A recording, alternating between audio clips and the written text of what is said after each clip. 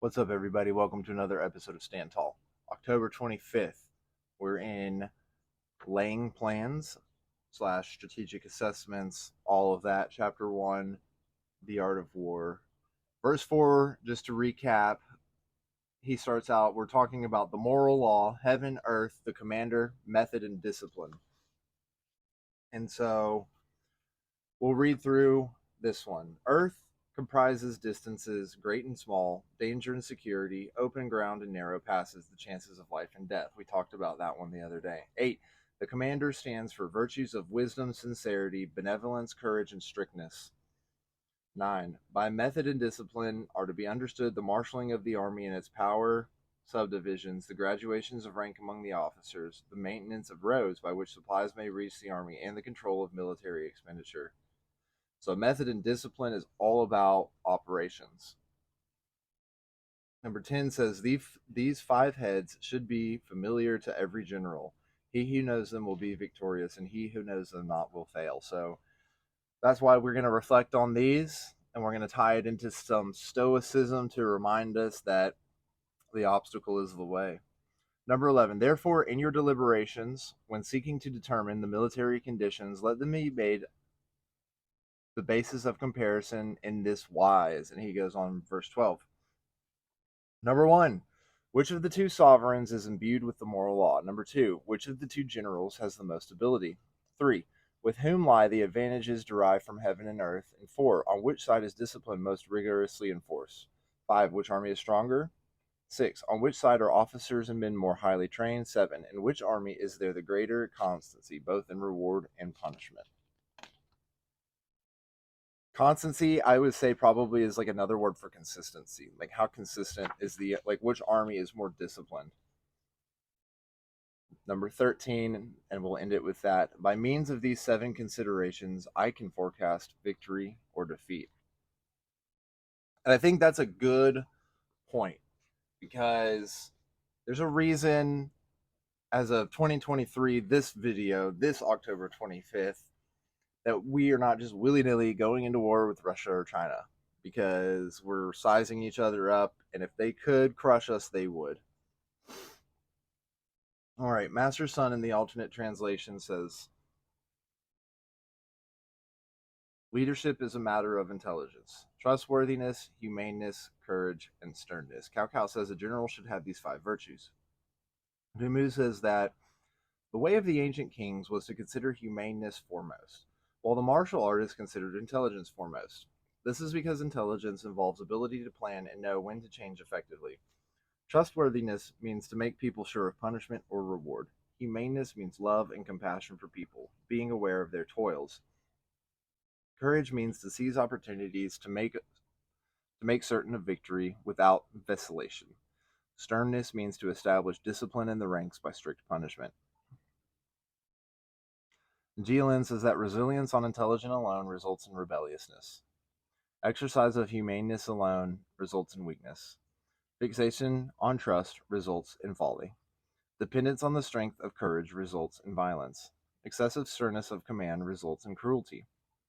When one has all 5 of these virtues together, each appropriate to its function, then one can be a military leader. Each appropriate. And we have a lot more to go over, and they have a lot to talk about in the next couple of pages. And we're going to end with this one. Discipline means organization, chain of command, and logistics.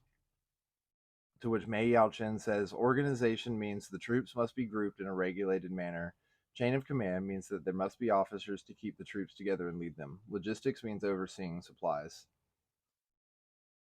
And I know I said we were going to finish with that, but Master Sun will close this one up with, every general has heard of these 5 things. Those who know them prevail. Those who do not know them do not prevail. And that takes us back to where we kind of started, and that's kind of where we're at. Zheng Yu, everyone has heard of these 5 things, but only those who deeply understand the principles of adaptation and impasse will win. So only those of us who know, understand, and how to adapt will win. So let's go over to the Daily Stoic, Ryan Holiday and Stephen Hanselman, October 25th, 2 tasks. What then makes a person free from hindrance and self-determining? For wealth doesn't, neither does high office, state, or kingdom. Rather, something else must be found. In the case of living, it is the knowledge of how to live.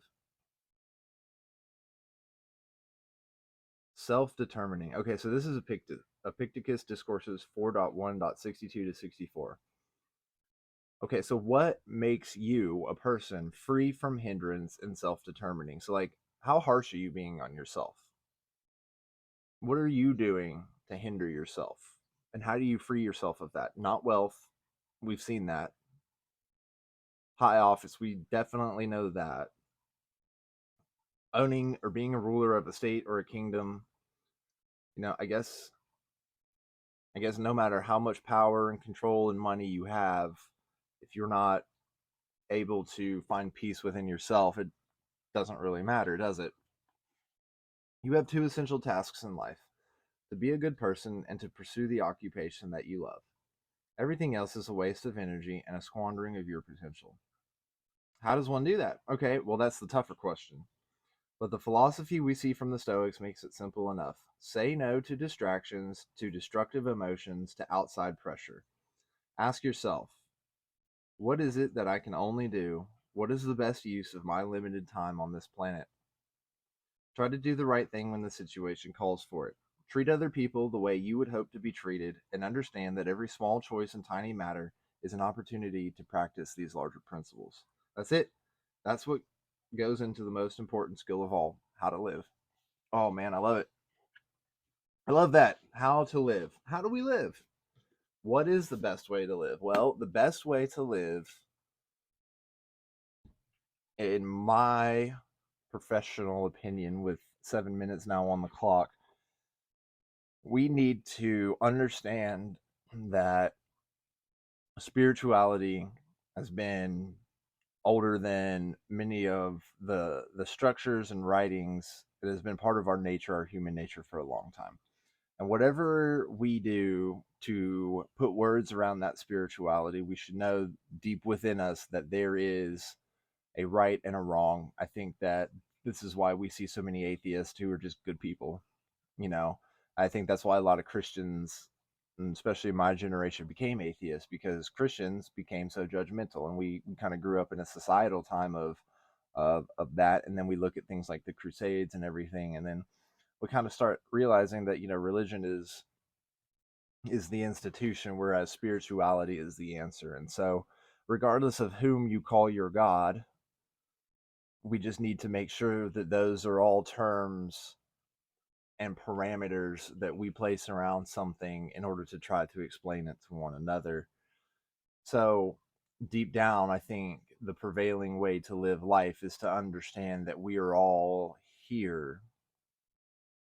Whether you believe in the Gnostic, the Christian, whatever, whether you believe we're trapped as souls here, whether you believe this is heaven or hell, whether you believe this is purgatory, or whatever weird thing that you believe.